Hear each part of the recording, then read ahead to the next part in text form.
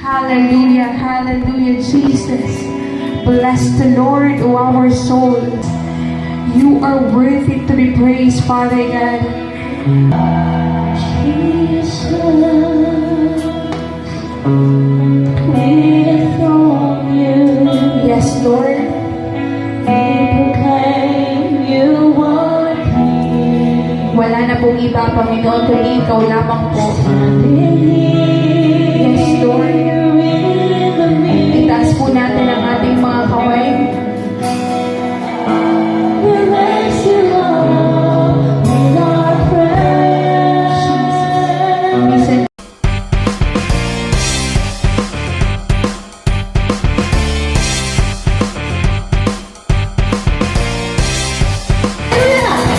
Praise the Lord! Oh, hallelujah! Yes, Jesus,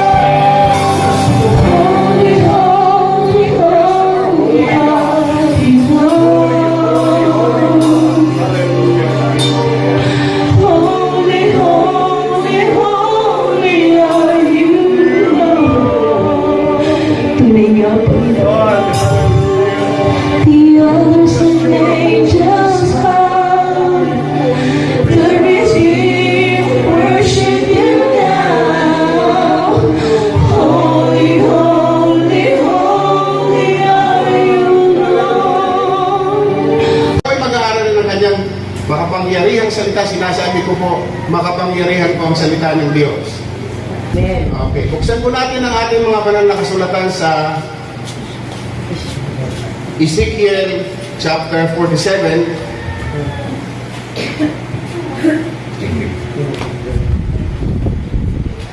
Ayan.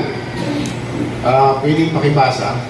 Ezekiel 47 verse 1. In my vision, the man brought me back to the entrance of the temple. There I saw a stream flowing east from beneath the door of the temple and passing to the right of the altar on its south side. The man brought me outside the wall through the north gateway and lead me around to the east and lead me around to the eastern entrance. There I could see the water flowing out through the south side of the east gateway. Measuring as he went, he took me along the stream for 1,750 feet, and then lead me across. The water was up to my ankles. Then he measured off another 1,700 feet and lead me across again. This time, the water was up to my knees. After another 1,750 feet, it was up to my waist. And he measured another 1,750 feet, and the river was too deep to walk across. It was deep enough to swim. It was enough to swim in, but too deep to walk through. Okay. Thank you. Praise the Lord. Nabasa na po ng iba, no? Yung pong Ezekiel 47 ay vision po yan ni Ezekiel na binigay ng Diyos. At ang sabi ng Biblia, mula sa kanyang mga nakita, mula doon sa templo ay umagos ang tubig. Ngayon, ang tubig na yan ay sumisimbolo, nagre-represent ng Holy Spirit. At ang sabi ng Biblia, at kung mapapansin po natin, siya ay umaagos, tumatakbo, at nag-i-increase. Amen? Saan siya? Sa musikula, sa verse 3. Tingnan po natin ang verse 3. Saan nakarating na ang agos na yun?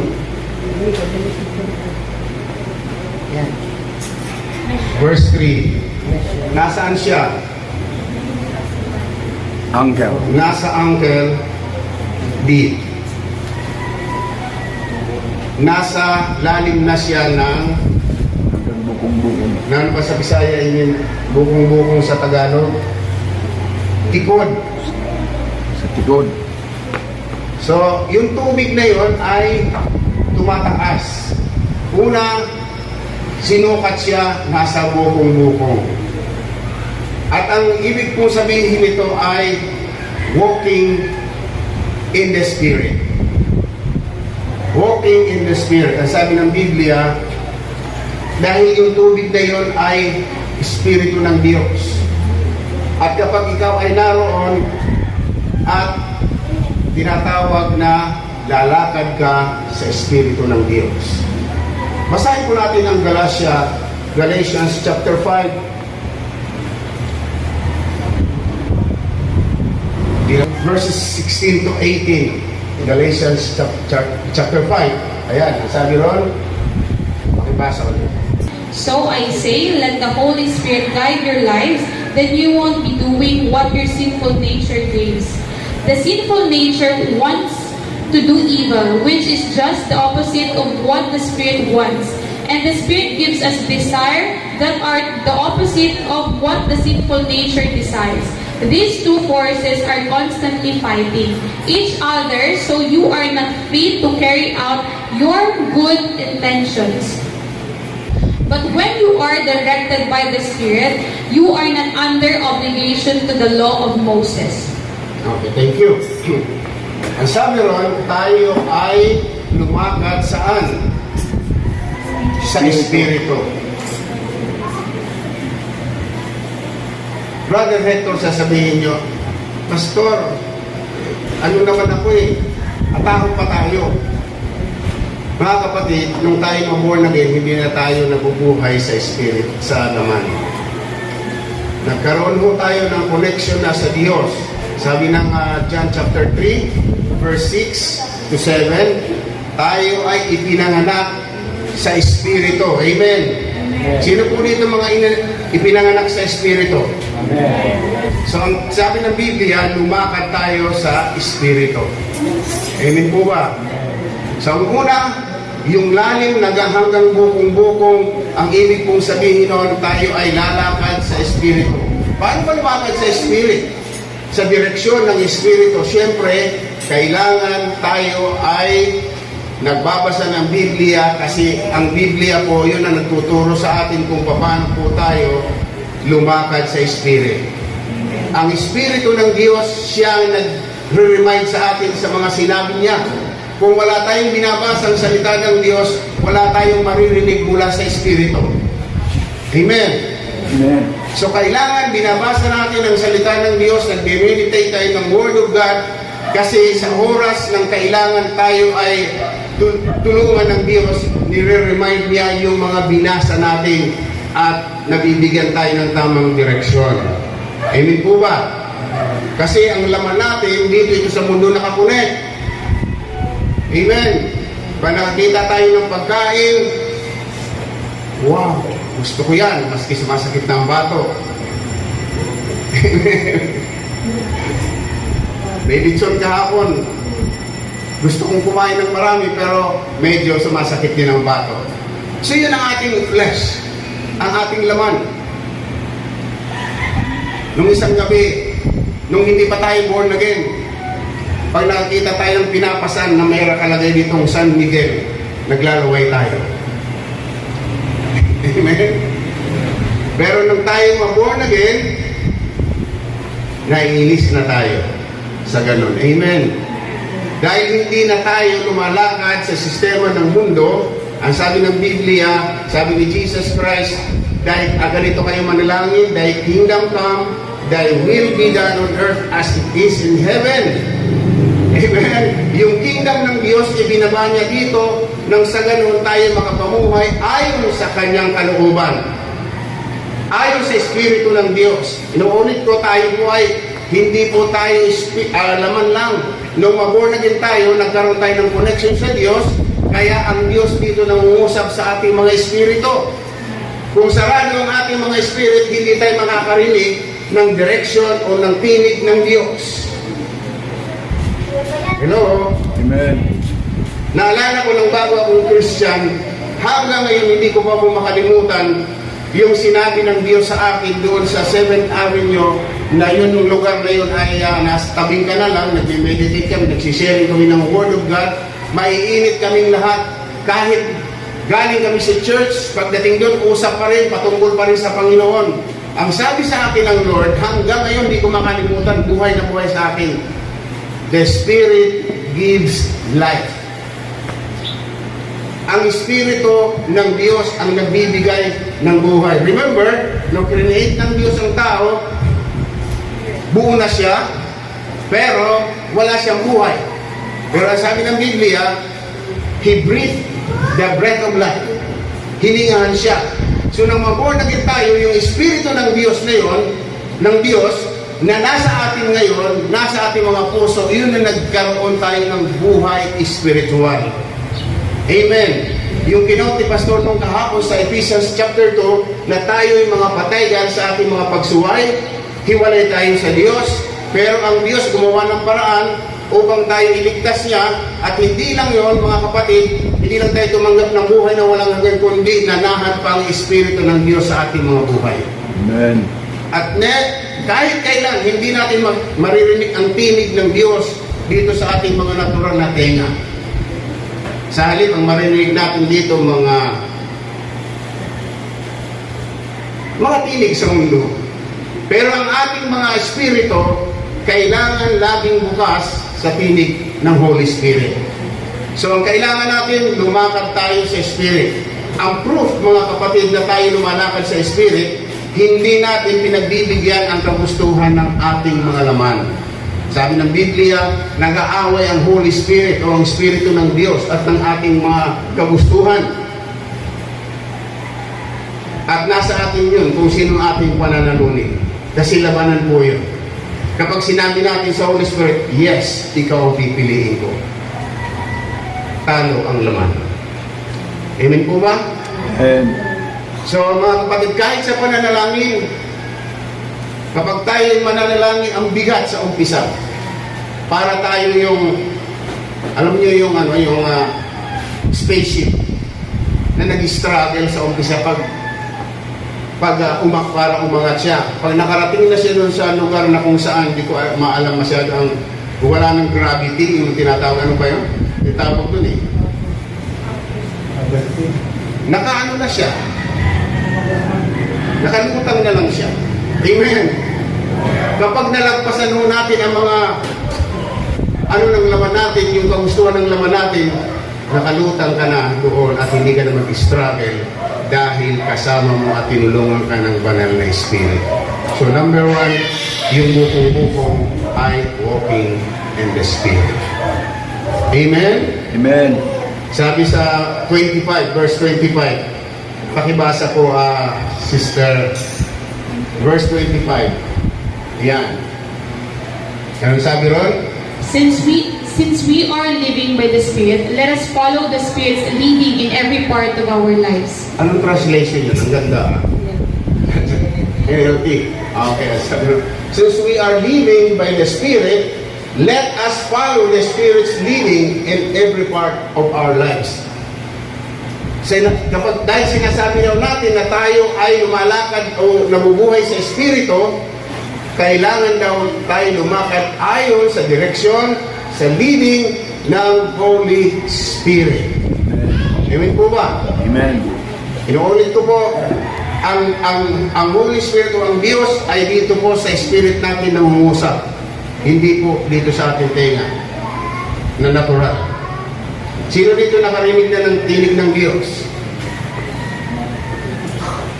Alam ko, sa tuwing nagbabasa kayo ng salita ng Diyos at nagrema, nakarinig kayo ng tinig ng Diyos. Amen po ba? Di lang natin naiintindihan, akala natin kung ano yun. Ngayon, ang pangalawa po, pakibasa sa verse 4 ng Ezekiel. Yan. Gandaanin lang natin. Sinare ko po ito sa pulot, hindi ako makabuelo masyado dahil umulan ang lakas na maingay. So sumisigaw ako, mukha na akong mamamaos. Okay. He measured off another 1,750 feet and led me across again. This time, the water was up to my knees. After another 1,750 feet, it was up to my waist. Okay, thank you. At saan siya nakarating na? Mula sa kanyang ankle? Nasa tuhod na. So, nag-i-increase, tumataas ang level ng ating mga pananampalataya at pagsunod sa Diyos. Hindi po ba? Lumalakad na tayo sa Spirit at nakarating na sa tuhod. Ano po ang tuhod? Ginagamit ko ito pagluhod sa Diyos. So, ibig sabihin, praying in the Spirit. Kasi ang pinag-uusapan natin, yung Spirit, yung tubig. So, nandun tayo. Wala hong lumalakad sa Espiritu na hindi prayerful. Amen. Amen. Kapag lumalakad ka sa Spirit, ikaw ay papanalanginin Kristiyano. Bakit? Kasi siya mismo ang tutulong sa atin, siya mismo maglilid sa atin para manalangin. Alam niyo po ba ang panalangin? Ang panalangin ay isang paraan para hindi tayo manangan sa ating mga sarili. Amen po ba? Kapag hindi tayo nananalangin, mga kapatid, parang sinasabi natin sa Diyos, kaya ko na to. Diyan ka lang, Lord, kaya ko to. Pero ang sabi ng Biblia, kailangan tayo ay nananalangin. Ephesians chapter 6 verse 18. Ang pinag-uusapan natin ay Spirit. Pakibasa. Para tayo si Eli Soriano nito. Ephesians 6:18.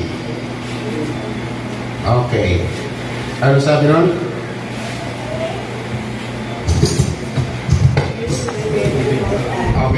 Ano sabi? Pray in the Spirit at all times and on every occasion. Stay alert and be persistent in your prayers for all believers everywhere. So ano sabi? Laging manalangin sa Espiritu. Iba yung prayer sa mga kapatiran, iba yung prayer sa church, iba yung prayer sa ibang tao. Yung ating pray in the Spirit, katulad ng tayo ay nagpipray ng parang hindi naintindihan ng mga tao. Amen. Nagpipray tayo, kumakanta tayo, gumagawa tayo ng sarili nating lingwahe. Nagpipray tayo, ang kinakanta natin ay Word of God mismo. Kunyari, Lord, kay buti mo, Panginoon, ikaw ang aming Diyos. Hindi ito yung hindi yan. Kundi, gumagawa ka ng melody, gumagawa ka ng sarili mong awit mula sa iyong puso na inilagay sa iyo ng Diyos. Amen po ba? Amen. Hindi po yung tapos may napakdungan point. Nakita nyo sa Facebook. Dito po, ang pangalawa ay praying in the Spirit. Amen. Kahit saan ka. Iba yung nagpipray ka na nasa bahay, pinagpipray mo ang mister mo. Iba yung pinagpipray mo ang pagkain mo para magkaroon ka ng pagkain o ibang mga pangailangan. Pero yung ikaw ay nananalangin sa Espiritu, mga kapatid, kahit saan ka. Nag-aararo ka man, nag-iigib ka, kumakain ka. Ang tinatawag doon ay praying in the Spirit. Kaya pala sinabi ng Biblia na pray without ceasing. Sabi ko, ano ba yung praying without ceasing? Titigil ba ako sa trabaho ko para manalangin? Mga kapatid, sabi sa Biblia, kailangan manalangin tayo sa Spirit. Palagi. Yun nakahibot-hibot ba? Ito yun, speaking tongues sa praying in tongues. Amen? Ang speaking tongues, yung sa church, na nagsasalita ka, nag-speaking tongues ka, kapag mayroong moving ang Holy Spirit, pag may nag-speaking tongues, kailangan may mag-interpret siya. Amen. Ang na-edify nun ay ang church. Pero yung sarili natin, nagsasalita tayo, nag-pray tayo in tongues, ang na-edify nun ang ating mga sarili. Amen. Amen. Ang sabi ko nga sa inyo, kapag ikaw ay nakapasok doon sa presensya ng Diyos, tulad ng sinasabi kanina ni Sister Beng, na ang sarap magpuri sa Panginoon. Amen. So, ang praying in tongues ay pagbibigay lakas sa lahat ng mga Kristiyano. Amen. Baka naman ang ating tongues iba. Sabi sa Jude chapter 1 verse 20, pakibasa. Since we are living by the Spirit, pakinggan nyo ha, since we are living by the Spirit, let us follow the Spirit's leading in every part of our lives. Sa ibang translation po niyan ay building up your spirit. Praying in the Spirit ay binibuild up, pinapatatag, pinapalakas ang ating mga espiritu. Hindi tayo tao na natural. Ang lahat ng mga tumanggap kay Jesus Christ ay hindi na taong natural. Tayo ay mga espiritu. Dati, tayo ay katawan, kaluluwa at spirit. Ngayon, spirit na nakatira sa katawan. Amen po ba? Ang sabi doon, since we are living by the Spirit, let us follow the Spirit's leading in every part of our lives. Babasahin ko po yan sa ibang translation sa Amplified. But you, beloved, build yourself up on the foundation of your most holy faith, continually progress, rise like the edifies higher and higher, pray in the Holy Spirit. So yung pag-speaking tongues natin, mga kapatid, praying in tongues, yung prayer natin sa Espiritu ay nagpapalakas.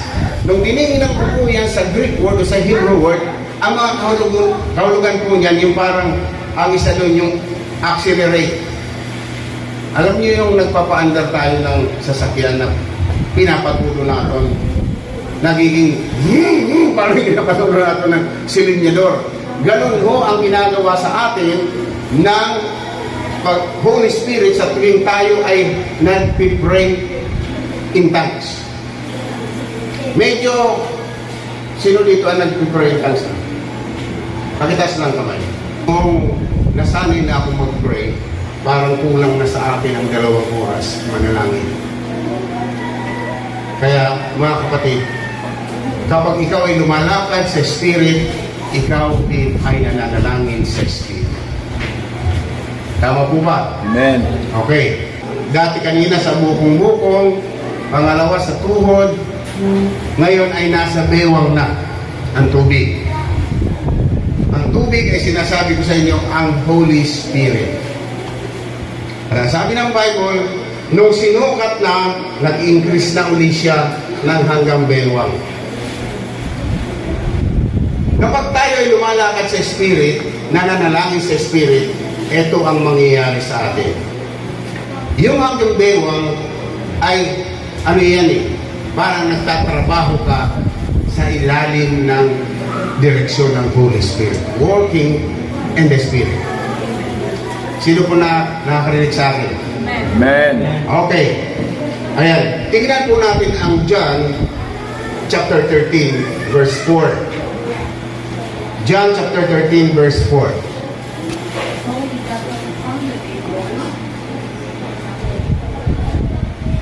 So he got up from the table, took off his robe, wrapped a towel around his waist, and poured water into a basin.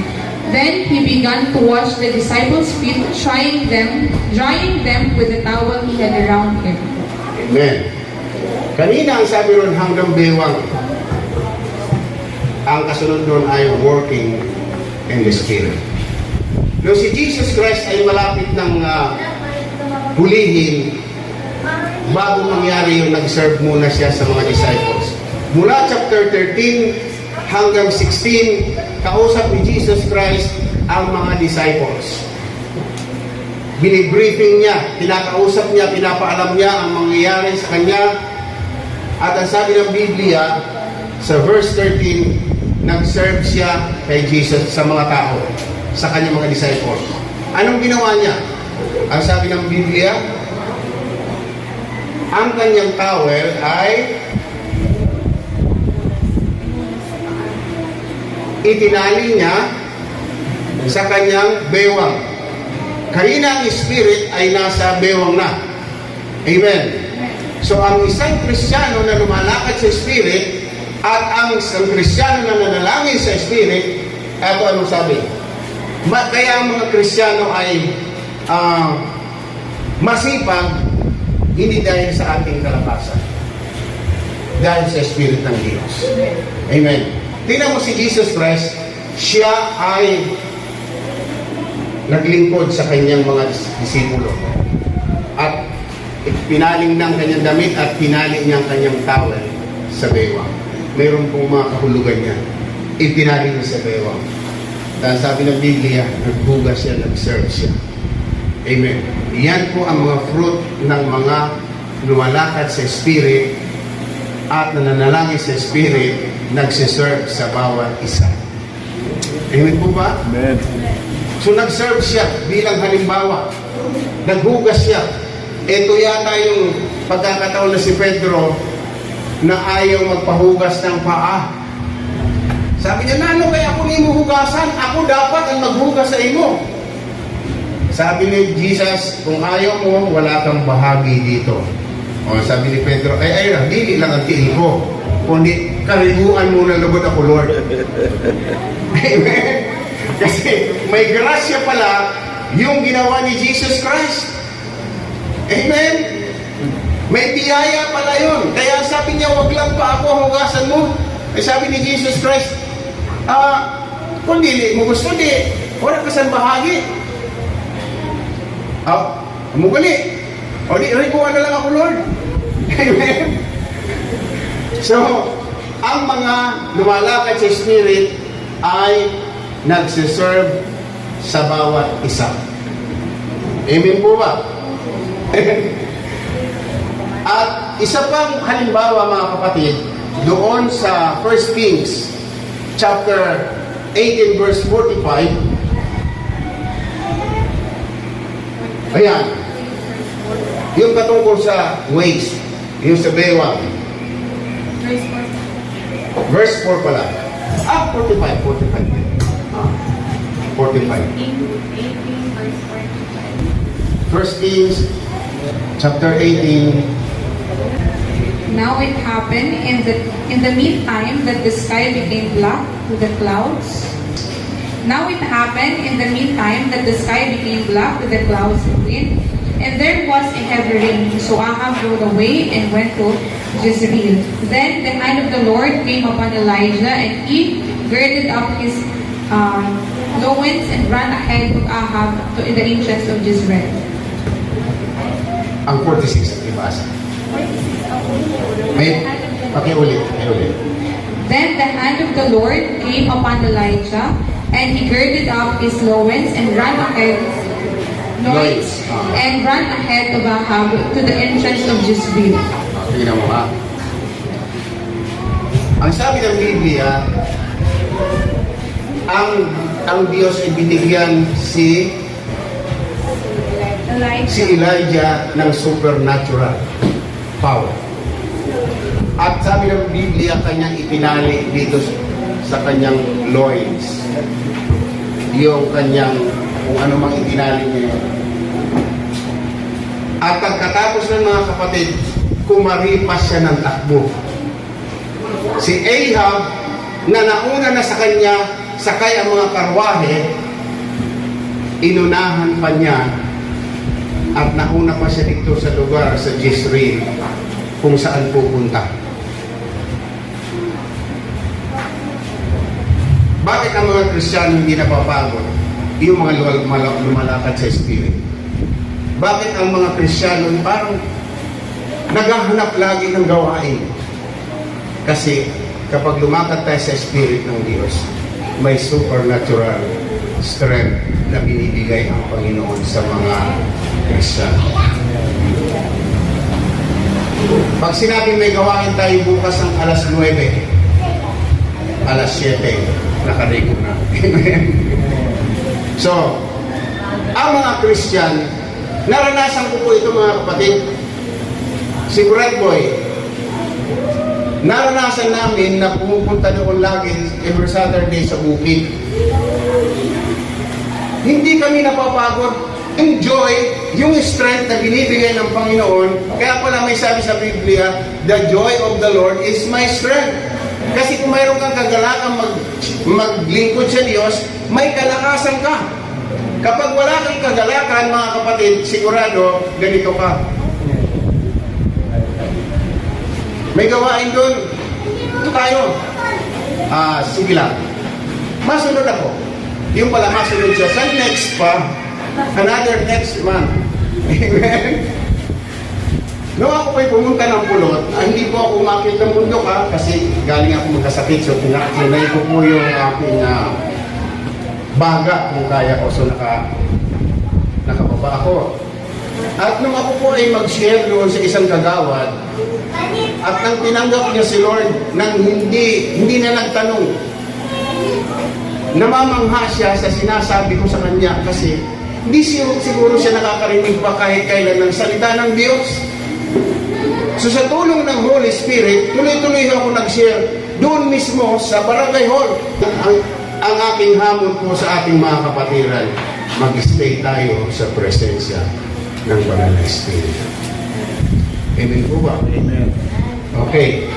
Saan na tayo? Sa doon hanggang Bewa. Wala akong naalala ko yung tatay ko. Siguro alam naman ito ni Brad Noel. Sino ni Antiguan Taklos na tinatawag? May sundang ba? Yung sundang sa to, may taklos ba nga? Pag ang tatay namin nagtaklos na, hindi na maturo. Pag ang tatay na ako nagtaklos na, matrabaho na. Amen? Waran nagutang dito sa bewang sa iyataklos. para magturog lang. Matrabaho ka na, kundi maharapas, matiyak. O basta magtatrabaho siya. Sabi ng Biblia, kanina, si Jesus Christ itinalig sa kanyang bewang ang palaban, and then nagtrabaho siya. Nag-serve siya. Si Elijah, nagtali dito para tumakbo. Amen? Amen. Yun po ang simbolo ng Spirit ng Diyos na hanggang bewang na. Wala hong lumalakad sa Spirit na hindi nananalangin. Walang lumalakad sa Spirit na hindi nagtatrabaho sa kubasan ng Diyos. Amen po ba? Amen. So ngayon, diretso na tayo. Hindi lang mga kapatid, hanggang bewang. Ang sabi ng Biblia, nag-i-increase siya, tumataas ang tubig, kumbaga nagataob, kumbaga sa dagat, hanggang di na kayang lakaran ng tao, kundi lalanginan.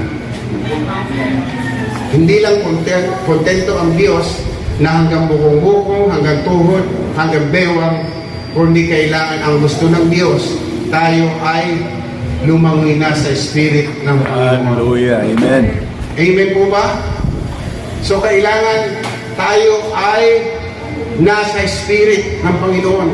At habang ikay lumalakad sa Spirit ng Diyos, nag-i-increase. Ibig po ba sino dito ang mga prayer po?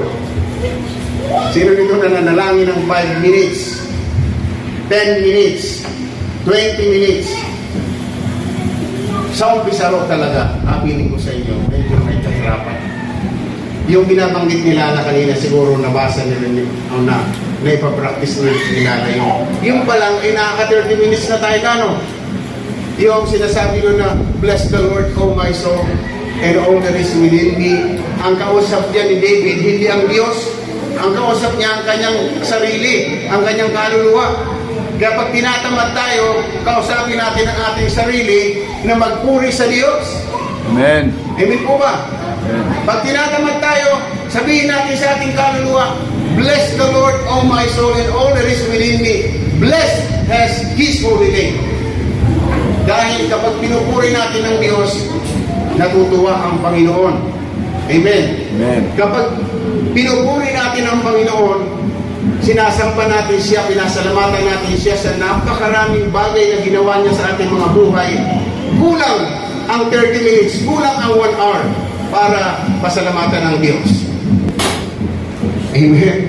Sabi sa Colossians, set your minds on things above.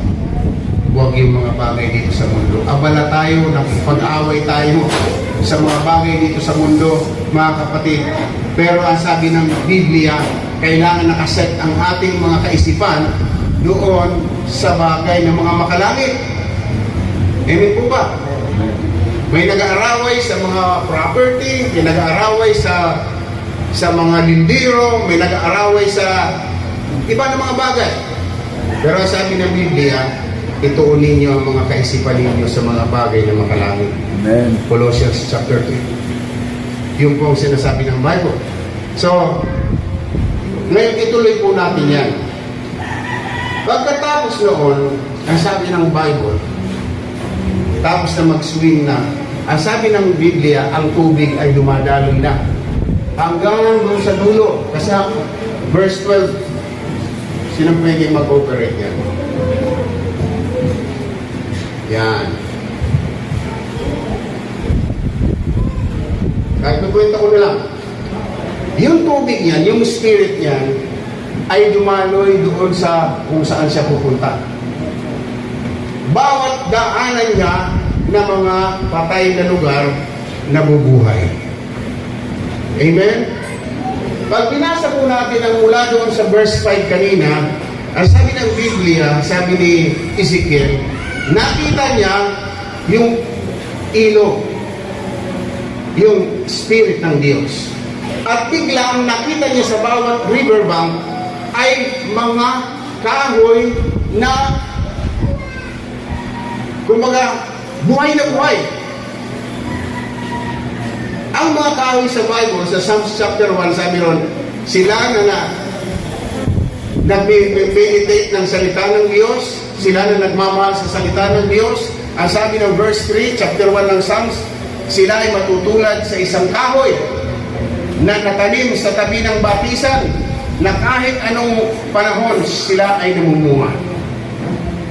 Sila ay fresh, sila ay revived, sila ay restored, sila ay malakas. Amen. So sabi nga, kapag binasa po natin yan hanggang verse 12, lahat ng daanan doon ay nabubuhay. Pati yung mga dry ground, dry church, dry na mga tao, kapag dinaanan ka ng Holy Spirit, mabubuhay ka. Amen. Dahil ang Espiritu ay buhay. Kaya mga kapatid, dito po kapag binasa po natin yan, ang sabi ng Bible, lahat ng daanan niya, ang mga isda ay dumadami at nabubuhay.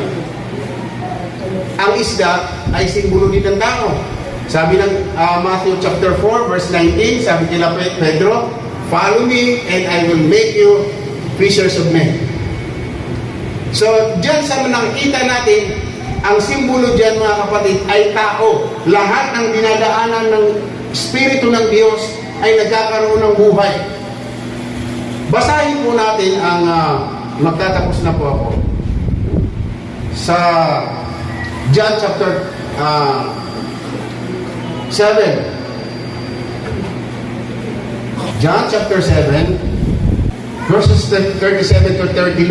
Mga pinangahanan ng Diyos at binigyan ng Diyos ang kalakasan. Sabi ron, nung binasa ko chapter 4, yung pong mountain sa tingin ng Diyos ay isang maliit lang na nunal. Amen.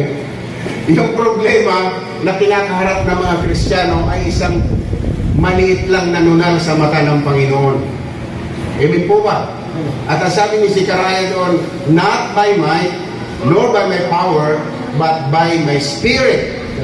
So, tandaan natin, but by my Spirit, says the Lord. So yung mga nabubuhay sa Espiritu ng Diyos, mga kapatid, ay may kalakasan, may kapangyarihan galing sa Panginoon. Kaya ang mga problema ay parang nunal lang sa kanila ang laki. Amen? Kaya lang kayo nakakita ng problema na parang, Lord, kabundok na itong problema. Pero ang sabi ng Biblia sa Zechariah chapter 4, nunal lang yan sa harapan ng Diyos.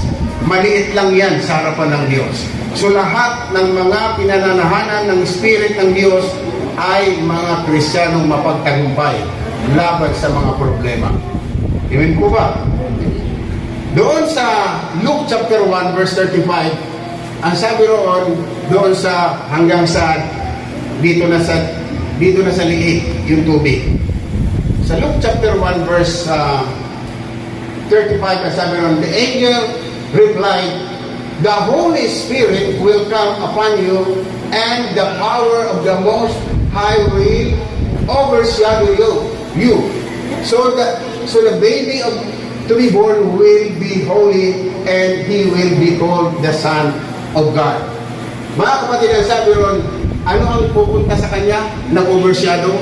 Ang Holy Spirit. Amen. Kapag tayo ay nasisilungan ng banal na Espiritu, o ano bang tawag doon sa Bisaya? Overshadow? Nilukubang ka ng Holy Spirit, may kapangyarihan ibinibigay at kalakasan ang Panginoon sa atin. Amen. Sa John chapter 7. Now, on the last and most important day of the feast, Jesus stood and called out in a loud voice. Sabi niya, "If anyone is thirsty, let him come to me and drink. He who believes in me, who adheres to, trust in, and rely on me, as the scripture has said, from his innermost being will flow continually rivers of living water."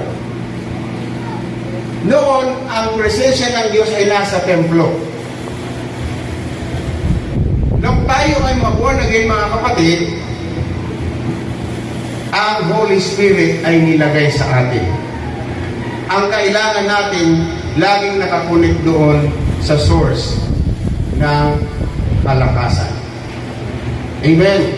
Sabi rito, mula daw sa kanyang kaloob-looban, sa kanyang puso, sa kanyang spirit, ang sabi ron, rivers of living water ang lalabas.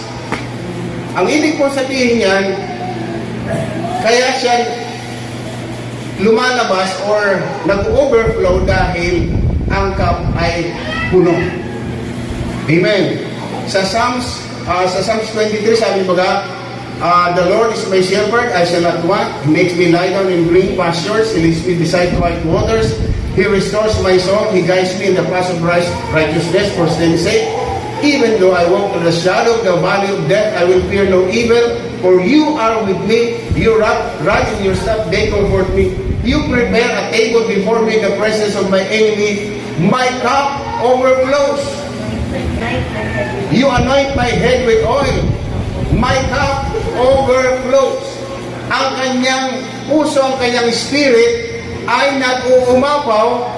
Dahil nag-uumapaw, ito'y dadaloy. Ang sabi ng John chapter 3 at chapter 7 na mula sa kanyang kaibuturan ng kanyang puso, ng kanyang spirit ay rivers of living water.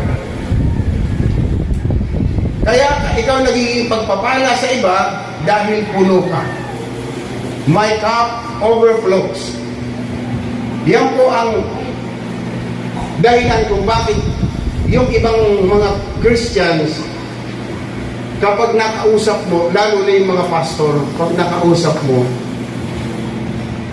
nangihina ka, lalakas ka. Amen? Dahil nag-uumapaw sa kanya ang Espiritu ng Diyos. Hello? Kapag ang isang Kristiyano puno ng Spirit ng Diyos, pagpapala siya. Carrier po tayo ng strength, ng joy, ng buhay ng Panginoon. Hindi tayo carrier ng virus. Tayo ay tagadala. Tayo ang nag-container, lalagyan ng presensya ng Panginoon, ng righteousness ng Lord, ng kalakasan ng Diyos, mga kapatid. Ang tawag din sa atin dito ay sanctuary. Nung tinignan po yun sa Psalms 63 verse 2, sabi ni David, nung siya ay dumaan doon sa wilderness, sabi niya, pero ako'y tumingin doon sa sanctuary at nakita ko ang iyong strength and your glory. Ang sabi ng John 17 verse 22, sabi ni Jesus Christ sa mga tao, sabi niya, Ama, ibinigay ko sa kanila ang aking kaluwalhatian. Amen. Di lang natin na-realize na tayo ay puno ng kalakasan, puno ng buhay galing sa Diyos. Kapag naintindihan po natin yan, magiging pagpapala tayo sa iba at walang dahilan para manghina tayo. Yung mga nakakunik na kuryente dito, kahit may ilaw, kung sira ang ating breaker, hindi po yan sisindi. Kahit malakas ang kuryente, bakit? Nakasara ang breaker natin, nakasara ang mga switch natin, i-open natin ang ating mga switch dahil dadaloy ang Espiritu ng Diyos sa atin at magiging pagpapala tayo sa iba. Lahat ng daanan na sabi ng Biblia, daanan ng Spirit ng Diyos na buhay. Amen? The church, lukewarm church, lukewarm Christian, mga nangihina ng Kristiyano, kapag nakausap mo, paghiwalay ninyo, malakas na siya. Amen. Sige daw, kapag nangihina tayo at makausap natin yung nangihina pa sa atin, pag burulak natin, barakslide na kita. Amen po ba?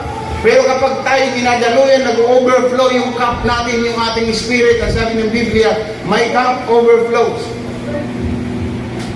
At ang sabi nun, dadaloy yung rivers of living water. Yun po ang purpose ng mga kapatid. Una, lumakad tayo sa Spirit, manalangin tayo sa Spirit, at magtrabaho tayo sa ilalim ng Espiritu ng Diyos. Lumangoy tayo sa Espiritu ng Panginoon. Yan po ang aking pangarap, na lumangoy tayo sa Espiritu ng Diyos. Dahil pag hindi tayo lumangoy sa Espiritu ng Diyos, basi mahubasan kita. kung saan ang Espiritu ng Diyos doon tayo pupunta. May nabasa po ako sa Bible na ang mga Israelite, kung saan papunta ang cloud, doon sila susunod. Pag nag-standby ang cloud, i-standby sila. Mga kapatid, kung saan pupunta ang presensya ng Diyos, ang Holy Spirit, doon tayo pupunta. Amen po ba? Dahil kapag tayo ay ginayin ng Holy Spirit, mga kapatid, ang church na ito, next year, kung kayo sasampalataya, hanggang doon na, puno na ito. Amen. Ito ay itinalaga ng Diyos, itinatag ito ng Diyos, nilagay ito ng Diyos para hindi tayo nasa sentro, pag ganun tayo. Oh. Nakita nyo? Pag ganun tayo. Diyan doon sa Ezekiel, may makikita ka doon na net. Nagsaboy sila, nagputay sila sa net. Ang sumisimbolo yun ng salita ng Diyos, ng evangelism. At ang sabi ng Biblia, doon sa Ezekiel 47, hanggang papunta sa 12, ang daming nakuhang mga iba't ibang klaseng mga isda na sumisimbolo ng mga tao. Ano ang nandun? Ang Holy Spirit. Madali na lang ang evangelism, madali na lang pamambisin ng tao kung ang Holy Spirit ang dumadaloy sa atin. Saan ngayon ang Holy Spirit? Andito sa atin. Amen. Lumakad lang tayo sa direksyon ng Holy Spirit. At iyan, magtatagumpay ang mga anak ng Diyos. Amen po ba? Amen. So, ang baleno para kay Jesus. Amen. Amen po ba? Ang baleno, hindi ito para sa mga religious leader.